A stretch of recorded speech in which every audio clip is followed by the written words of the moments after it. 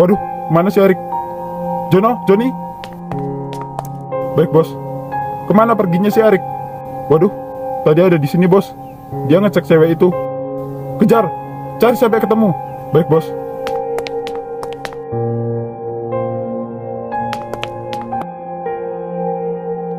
Coba lu cari di ruang bawah, biar gue cari di atas. Oke. Duh, gimana ini ya? Takut ketahuan gue kalau kita masuk ke rumah ini. Bisa ditembak mati kita. Kalau mereka tahu kita di sini. Duh, gimana ya? Jadi takut gue. Udah, tenang aja. Diem deh. Kayaknya dia ngarah ke sini. Iya anjir. Sini.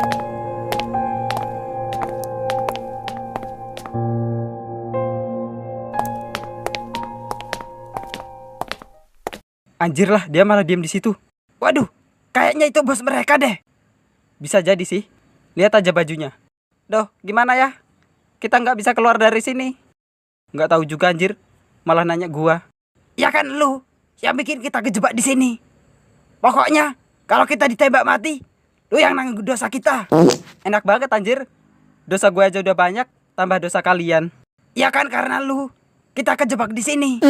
Loh. Kok gua? Kan kalian yang mau ikut. Udah lah woi. Di situasi genting gini kalian malah berantem. Gitu yang mulai duluan. Gimana? Waduh, dia nggak ada di ruang bawah bos. Di atas juga nggak ada. Tadi gue udah cek, fix. Dia udah keluar dari rumah ini bos. Ya udah, ayo kejar. Ayolah, sebelum dia jauh. Tuh kan, mobilnya aja nggak ada. Ya udah, ayo kejar. Ayo. Sebenarnya, ada apa dengan Johan? Bisa-bisanya dia bawa kabur mangsa si bos. Kayaknya, dia mau menikmati perempuan itu duluan deh bos. Enggak. Ini pasti ada hubungan antara mereka berdua. Mungkin mantannya bos. Gua mikirnya juga gitu sih. Tapi, ngapain dia nyulik mantan? Mungkin dia masih sayang bos. Mungkin juga sih. Bos. Kayaknya itu tadi mobil Johan deh bos. Masa sih? Iya bos, gue hafal bedanya. Ya udah, ayo putar balik. Baik bos. Gimana ini ya?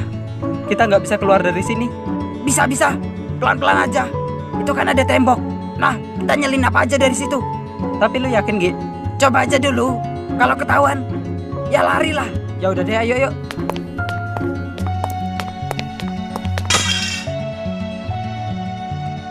Duh, pelan-pelan Ki. Nggak sengaja gue, Den. Ya udah yuk lanjut. Mau kemana lu? Aduh, gimana ini, Den? Kita ketahuan. Aduh, gimana ya? Gue juga panik ini. Tamat sudah riwayat kita. Siapa lu? Apa tujuan lu kesini? Ampun bang. Kita Cepet jawab. Jangan bergerak. Lepaskan senjatamu. Cepat, lepaskan senjatamu. Iya pak.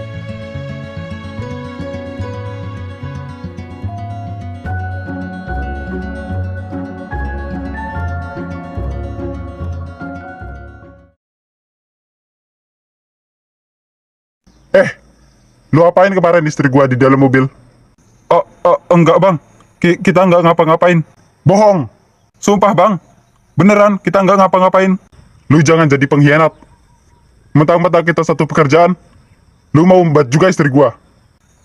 Tapi serius kok bang, kita enggak apa-apain istri lu. Terus, kenapa baju dia ada di dalam mobil lu? Itu, si Joni yang ngelepas bang. Karena emang bos kan nggak suka cewek berseragam buat dijadikan pelampiasan nafsu. Untung bos belum pulang. Kalau udah pulang gimana coba? Rusak sudah istriku karenamu.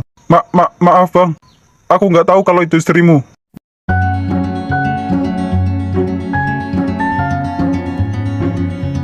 Makasih ya. Berkat kalian, ibu selamat.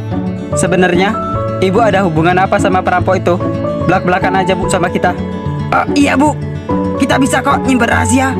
Denny, sebenarnya salah satu anggota perampok itu mantan suami ibu. Hah? Gimana ceritanya? Kok bisa sih?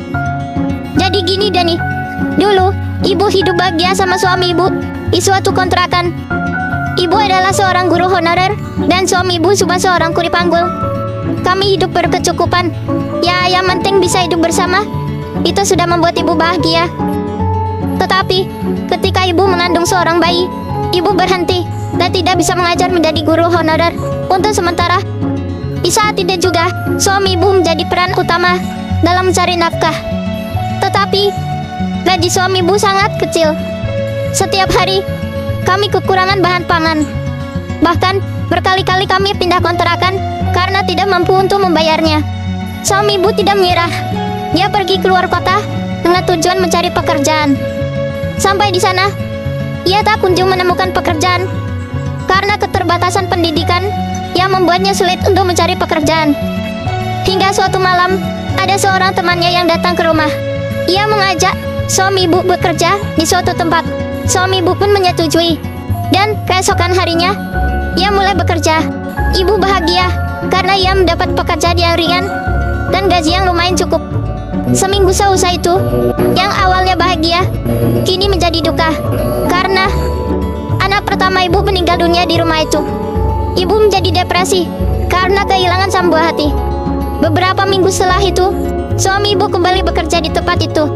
Dan pada suatu hari, ibu tahu apa sebenarnya pekerjaan suami ibu. Pekerjaan apa itu, Bu? Suami ibu bekerja di rumah mewah sebagai utusan untuk mencari dan memilih wanita cantik untuk dijadikan pelampiasan nafsu sang bos. Suatu ketika, suami ibu tidak sengaja menjatuhkan foto ibu di dalam mobil bos. Bos sangat tergiur dan sangat menginginkan tubuh ibu sebagai bahan pelampiasan nafsunya. Mendengar hal itu, suami ibu langsung pulang dan menyuruh ibu untuk pergi dari rumah itu. Di saat itu juga, ibu gugat perceraian dan akhirnya kami berpisah. Tetapi, bos tidak kehabisan cara. Ia terus mengutus anak buahnya untuk mencari ibu. Sampai akhirnya, ibu ketemu kalian. Dia di penjara.